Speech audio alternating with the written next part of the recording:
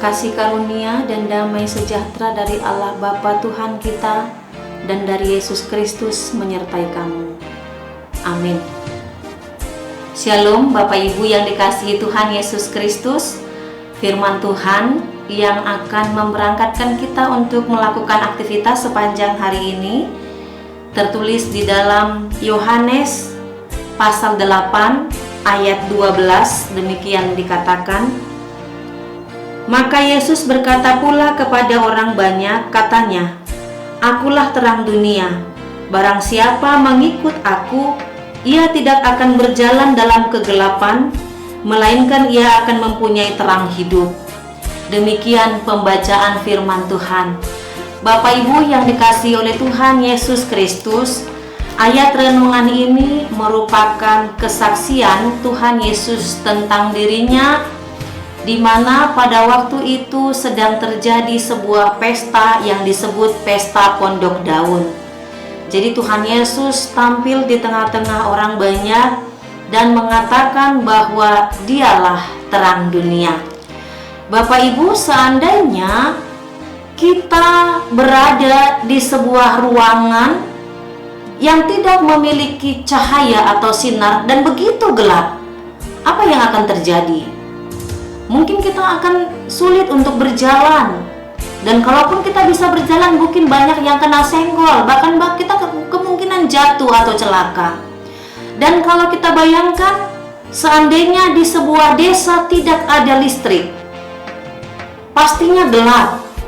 Dan mungkin desa itu akan disebut desa tertinggal karena listrik tidak ada. Sumber cahaya untuk mengalirkan listrik atau lampu tidak ada.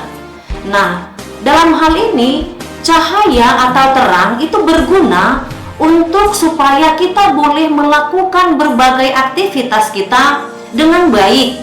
Kita membutuhkan terang supaya kita boleh dituntun dan berjalan di dalam hal yang baik.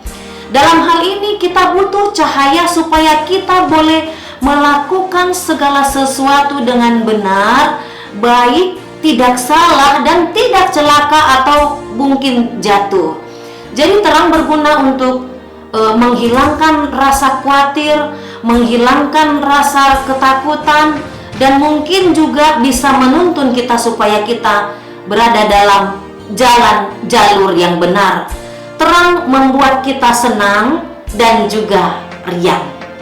Bapak Ibu yang dikasihi Tuhan, Tuhan Yesus memperkenalkan dirinya sebagai sumber terang. Dikatakan di ayat firman, Akulah terang dunia. Akulah terang dunia, kata Tuhan Yesus dalam hal ini. Bahwa hidup di dalam terang Tuhan Yesus, yaitu kita mau mengikutinya, mengikuti jalan dan teladan Tuhan Yesus, mengikuti pengajaran Tuhan Yesus. Dalam hal ini Tuhan Yesus mau mengajak kita supaya ketika kita hidup di dalam terang Tuhan Yesus, kita bisa keluar dari belenggu dosa dan kejahatan. Kita tidak lagi takut, tidak lagi khawatir, tidak lagi memikirkan pekerjaan-pekerjaan iblis.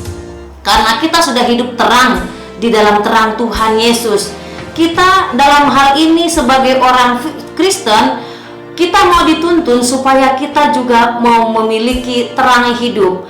Kalau Tuhan Yesus sudah mengatakan bahwa Akulah terang, maka kita yang telah menerima terang Tuhan Yesus juga harusnya bisa menjadi terang bagi orang sekitar. Makanya dikatakan, Akulah terang dunia, barang siapa mengikut aku, ia tidak akan berjalan dalam kegelapan, melainkan ia akan mempunyai terang hidup.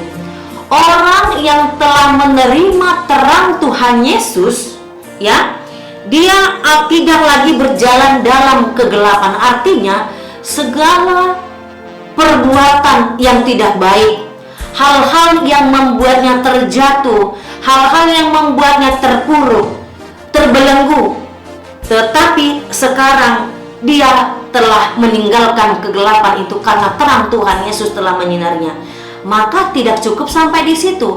Kita yang telah diselamatkan dan telah menerima terang Tuhan Yesus, hendaknya terang itu terus-menerus menaungi kehidupan kita. Itulah yang menjadi teladan baik kepada orang sekitar, sehingga terang saya, terang Bapak Ibu dari Tuhan Yesus itu juga menerangi orang-orang sekitar kita. Sehingga dikatakan kita adalah terang yang memancarkan terang dari Yesus Kristus, sehingga kita adalah orang-orang yang terpanggil dan diutus untuk membawa terang itu sendiri di tengah-tengah sekitar kehidupan kita. Itu sebabnya kalau kita lihat dalam Matius 5 ayat 14 dikatakan, kamu adalah terang dunia, kota yang terletak di atas gunung tidak mungkin tersembunyi. Jadi kita adalah terang dunia, kamu, saya, Bapak, Ibu, dan saudara-saudara semuanya. Tuhan Yesus pilih kita. Tuhan Yesus mau kita menjadi pembawa terang itu sendiri karena Dia telah mengutus kita. Kamu adalah terang dunia, kota yang terletak di atas gunung tidak mungkin tersembunyi. Jadi orang yang bercahaya dan bersinar itu, yang spesial itu nggak akan mungkin tersembunyi. Karena apa? Terang Yesus yang menyinari dan menaungi hidupnya. Maka dalam hal ini kita sebagai orang percaya, pengikut Yesus Kristus, hendaknya terus-menerus dalam setiap hari perjalanan hidup kita memperkatakan perkataan yang membawa terang, cahaya bagi orang-orang sekitar. Memang Tuhan Yesus telah naik ke sorga, tetapi Dia berikan rohnya kepada kita. Tuhan Yesus mengutus Roh Kudusnya kepada kita di tengah-tengah dunia ini. Dan itulah yang menaungi kehidupan seluruh umat percaya. Dan Roh Kudus Tuhan yang memampukan kita sehingga kita mampu menjadi terang di tengah-tengah kehidupan kita. Terangnya, terang Tuhan tetap bercahaya dalam kehidupan saya, kehidupan Bapak, Ibu, dan Saudara, sehingga kita boleh menjadi perpanjangan tangan Tuhan, membawa terang di tengah-tengah kehidupan kita.